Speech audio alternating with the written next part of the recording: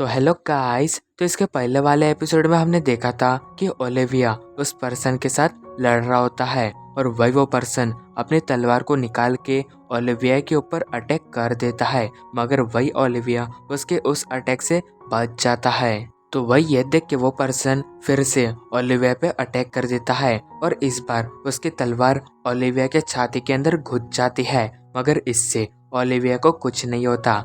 जो देख के वो पर्सन बहुत ही हैरान होता है। अब वही ओलिविया उस तलवार को हटा देता है और उस पर्सन के पेट पे एक जोरदार पंच मारता है, जिससे कि वो पर्सन फुल स्पीड में जाके कार से टकरा जाता है और उस बिल्डिंग से नीचे गिर जाता है। वही ये देख के सोनाडा बहुत ही हैरान होता है। तो अब वही वहाँ पे सब लोग उस पर्सन की हालत को देख रहे होते हैं, जो कि बहुत ही खराब होती है। जिसके बाद वहाँ पे ओलिविया भी आ जाता है। तो वही वो ऑफिसर ओलिविया से कहता है, इस क्रिमिनल को पकड़ने के लिए आपका बहुत बहुत शुक्रिया। जिसपे ओलिविया जवाब देता है, ये तो मेरा काम है और मेरे अलावा कोई भी क्रिमिनल खुला नहीं घूम सकता है, और अगर तुम्हें फिर से मेरी जरूरत पड़ी तो तुम मुझे बिना किसी हिचकिचाहट के बुला सकते हो। और ये कहते वो लोग वहाँ से चले जाते हैं। अब वही हम वापस से उसे प्रिजन में आते हैं, जहाँ पे हम देखते हैं कि ओलिविया बहुत ही सारा खाना खा रहा होता है और एक एक पुलिस ऑफिसर उसके लिए कई सारा खाना ला रहे होते हैं। तो वही सोनाडा ये देख के कहता है, ये कितना ज्यादा खाना खाता है, लेकिन वही इसकी वजह से इसके जो जख्म है वो बहुत ही जल्दी भरते जा रहे हैं। इसे देख के तो सच में ऐसा लगता है कि ये एक मॉन्स्टर है। तो अब इसके बाद ओलिविया सोनाडा को अपने लाइब्रेरी में लेके आ जाता है एंड वही ओलिविया कहता है, ये मेरी पर्सनल लाइब्रेरी है। जो सुन के सोनाडा बहुत ही हैरान होता है और सोचता है, क्या इसने इतनी सारी बुकों को पढ़ लिया है। तो अब वही ओलिविया सोनाडा के सवाल का जवाब देता है और कहता है, मैं उन क्रिमिनल्स को इसलिए पकड़ता हूँ क्योंकि मैं ये नहीं चाहता हूँ कि मुझसे ज्यादा किसी को फ्रीडम मिले। तो उसके ये कहते ही वो दोनों प्लेन में बैठ के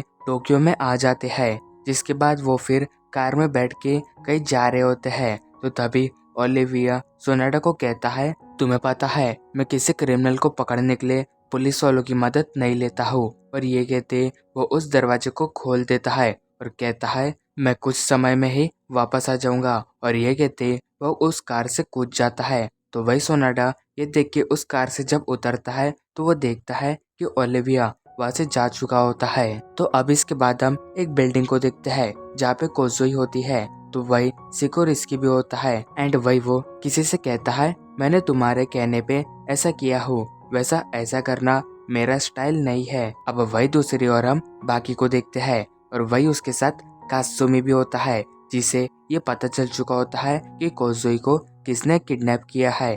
और वही वो बाकी को बताता है कि कोजोई को तुम्हारे फादर ने किडनैप करवाया है। जो सुन के बाकी बहुत ही ज्यादा हैरान होता है। तो अब वही हम योजिरो हनमा को देखते हैं, जिसके सामने सिकोरिस्की बैठा होता है। तो वही वो योजिरो से कहता है, मुझे नहीं लगता है कि तुम्हारा बेटा यहाँ पे आ सकता है।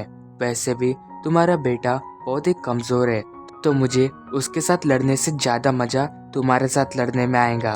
तो क्या तुम इसके लिए तैयार हो? वही योजिरो भी कहता है, हाँ तो चलो शुरू करो। तो योजिरो की ये कहते ही सिकोरिस्की उसके साथ लड़ने के लिए तैयार हो जाता है।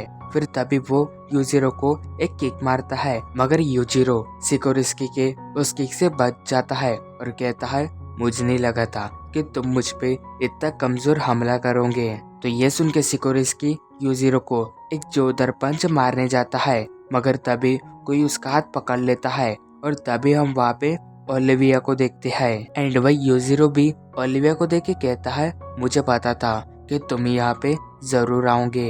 एंड वही हम देखते हैं कि बाकी और कात्सुमी वहाँ पे आ चुके होते हैं। तो अब वही ओलिविया सिकोरिस्की से कहता है, तुम्हें क्या लगा तुम इतने आसानी से यहाँ पे घूम सकते हो?